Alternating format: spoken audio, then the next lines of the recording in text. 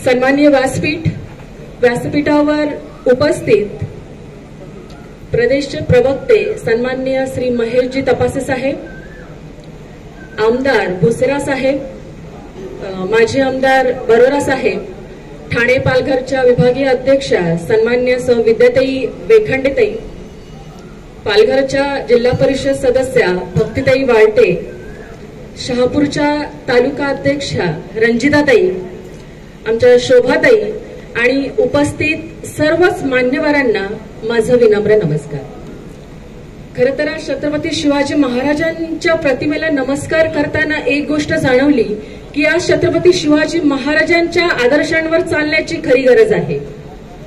महाराष्ट्राचा स्वाभिमान दिल्लीच्या तख्तासमोर झुको न देता कणखरपणे उभा राहणं ही खरं तर छत्रपती शिवाजी महाराजांना आदरांजली असेल। आजही हा महाराष्ट्राचा स्वाभिमान कणखर ठेवण्यासाठी आदरणीय पवार साहेब संघर्ष करत आहेत। जनतेचं राज्य पुन्हा प्रस्थापित करण्यासाठी आदरणीय पवार साहेबांचा संघर्ष आजही चालू आहे।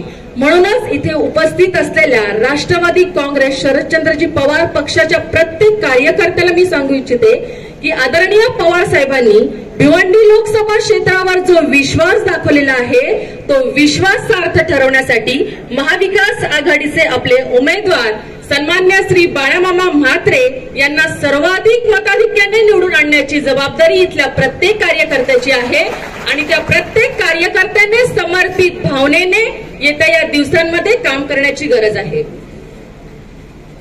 आदरणीय पवार साहेबांना आपण पाहिलेलं आहे, संघर्षाच्या वाटेवरील एक अपराजित योद्धा। थरथरत्या हातांनी त्यांनी कित्येक लोकांना कित्येक अभिवादनं केली। अनेक शस्त्रक्रिया होऊनही मरणालाही मागे टाकणारी त्यांची कणखर वृत्ती आणि वयाच्या 24व्या वर्षी देखील राजकारणाची दिशा बदलण्याचं प्रचंड सामर्थ्य त्यांच्यामध्ये आहे। आणि खरं तर हा गुण, हा आदर्श इथल्या प्रत्येक कार्यकर्त्याने, प्रत्येक युवकाने घेऊन त्याप्रमाणे समर्पितपणे काम करण्याचं आव्हान मी इथे बसलेल्या प्रत्येक कार्यकर्त्याला करत आहे। आणि येणारी आगामी निवडणूक ही फक्त लोकसभेची निवडणूक नाही आहे, तर लोकशाही, संविधान आणि मानवी मूल्यांच्या अस्तित्वाची ही लढाई आहे। म्हणूनच मी तुम्हाला सांगेन की ज्या गोष्टी, ज्या समस्या आज सर्वसाधारण लोकांना भेडसावत आहेत त्या प्रभावीपणे आपल्याला जनतेसमोर मांडता आल्या पाहिजेत।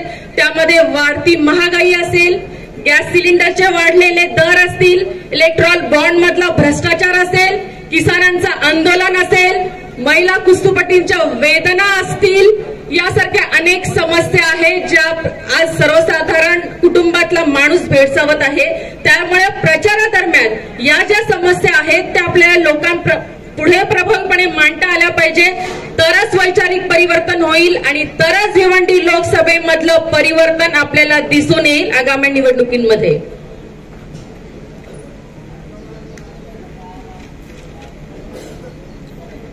सन्माननीय आव्हाड साहेब त्यांच्या भाषणामध्ये एकदा म्हणाले होते की आदरणीय पवार साहेबांचा महिलांवर प्रचंड विश्वास आहे।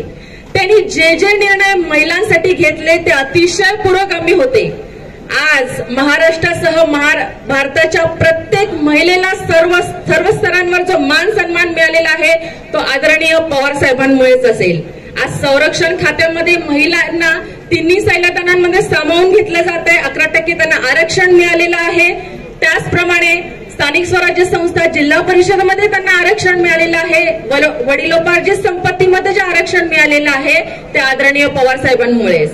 आज पाळण्याच्या दोरी बरोबर झेंड्याची दोरी महिलांच्या हाती आलेली आहे, ती फक्त आणि फक्त पवार साहेब यांच्या कर्तृत्वामुळेच। आज अनेक जण म्हणतात की पवार साहेबांनी काय केलं, ते मी इथे पुन्हा सांगू इच्छिते की पवार साहेबांवर टीका करणं सोपं आहे, परंतु पवार साहेब होणं तेवढंच अवघड।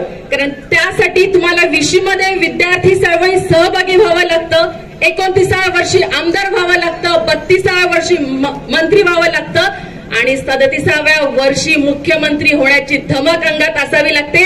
आणि ह्या गोष्टी तुम्हाला जनतेसमोर खंबीरपणे मांडता आल्या पाहिजेत की का गरज आहे राष्ट्रवादी काँग्रेस शरदचंद्रजी पवार पक्षाच्या विचारधारणेची।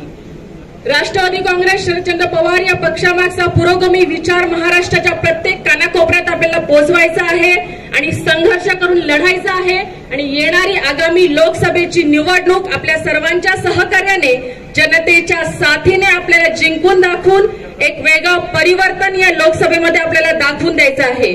आज आपल्या पक्षाला मिळालेली जी निशाणी आहे ती तुतारी आहे। आजही बऱ्याचशा खेड्यापाड्यांमध्ये जेव्हा जातो तर तिथल्या सर्वसामान्य जनतेपर्यंत ही निशाणी अजूनही पोहोचलेली नाहीये। तर आपल्या पुढे एक मोठं आव्हान असेल मी म्हणते की आपल्या पक्षाची जी निशाणी आहे तुतारी घेतलेला माणूस हा प्रत्येक खेड्यापाड्यातल्या गल्लीबोळातल्या प्रत्येक माणसापर्यंत ही निशाणी पोहोचणं हे आपलं एक आव्हान आहे आणि आपण सर्वजण त्यासाठी नक्कीच काम करणार आहोत।